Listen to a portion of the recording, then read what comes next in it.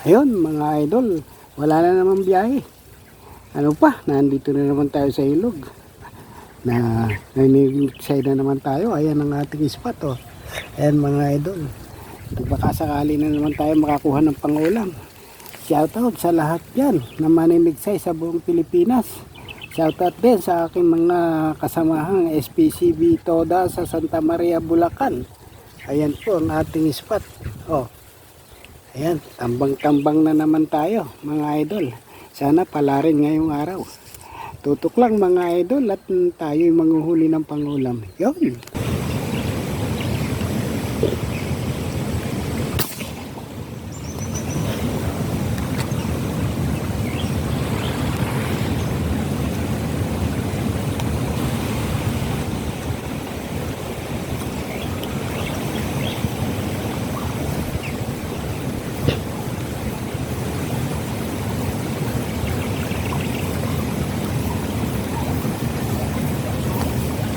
Mabigat.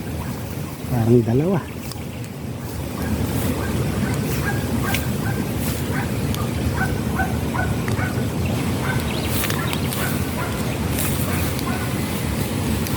Bilang dalawa. Nice catch mga idol. Tatlo mga idol. Sulit.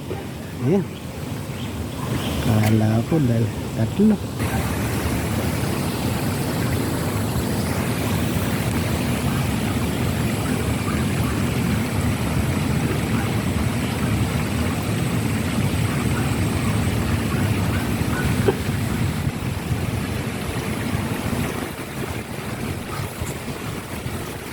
Ay matanggal. Isa.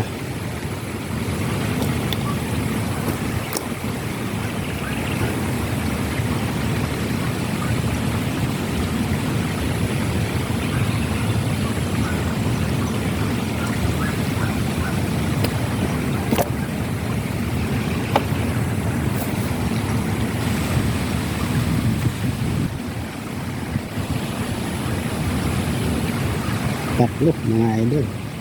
Nice, natira.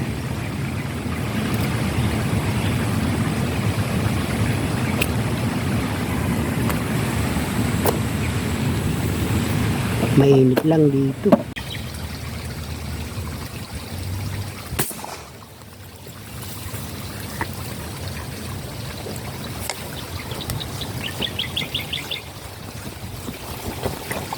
Ayun mga idol. Kadali na tayo agad. Pinagtyagaan ko na, walang lumapit na malaki. Oh, 3 finger.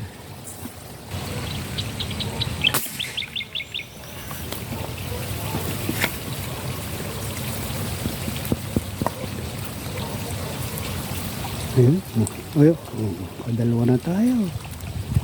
Nakakaulam mga idol. Basta huwag lang mamimili. Basta pwede na. Ang pwede na. Oh, ayan. Mga idol. Pwede na. Makaulam lang.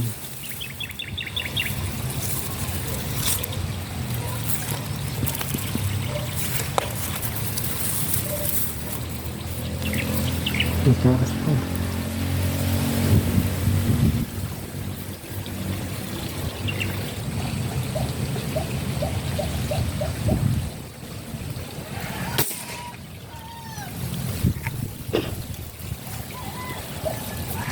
Ayun, dagdag na naman.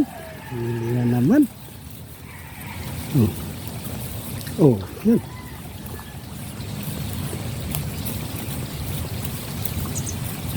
Pwede na.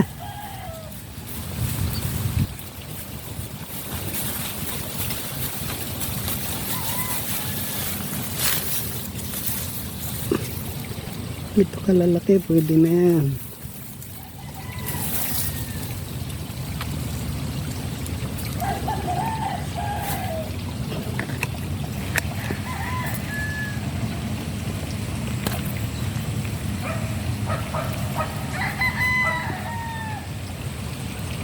Walang mo talaga. Inabot ko yata. Ang bilis eh. Inabot ko. Oh, ang bilis eh. Nakita kong tumihaya siya eh. Yun lang, idol. Sinisip sa mga palanas. Pinasok sa mga butas.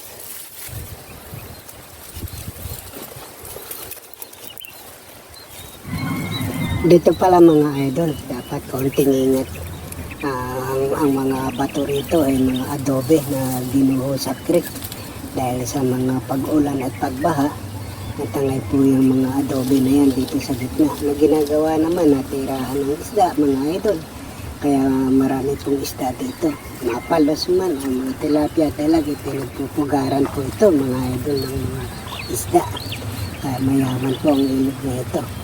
Ayun mga idol, pagpasensahin nyo na ang video na ito. Kaya nag-ubad na ako para sisirit ang isda kung napiksay dito.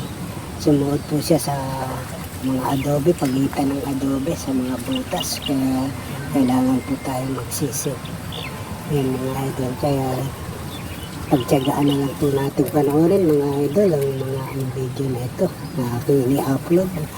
Dahil ito po yung aking habis, ang magpiksay. At nga pala, tanggalin natin sombrero at kailangan natin sumisid sa tubig. Pagpasensyahan nyo lang aking bugbunan. Ayan, sumisid na po idol. At yung kinukuha ng tinarget at napiksay na isda. Matagal po ang pagsisid niya. Ayun. Mga idol, pagpasensyahan nyo ng kanyang bumbunan din, parang sinakloban ng mangkok na stainless at nagre-reflect sa sikat ng araw. Nakakasilaw mga idol. Ayan, medyo maedad na po yan. Kaya po ganyan ang kanyang nakalbo na po. No? Wala na po ang kanyang buhok. Ayan, pero kahit wala pong buhok yan, ang nakakahuli ko po ng dalagyan. Ayun, salamat mga idol. Kailangan lang ay konting ingat sa pag-ahon at pagbaba sa lugar na ito. Takpan na ang kanyang bumbunan at sobra nang nakakasilaw. Kaya ingat na naman po ulit tayo sa pag-upload mga idol. Dahil may damo, hindi natin nakikita mga pag-ita ng mga adobe. Ayun, salamat at may biyaya. Yung mga idol, inabot ko pa rin sa buntot. Kahit pa paano, napakabilis yung lumutang. Ayun, buti na lang. Pinutukan ko rin kahit lumubog na. Ayun, medyo malaki-laki na ito mga idol. Thank you Lord at nakuha ko. Ayun mga idol, maraming salamat at nakuha ko pa rin.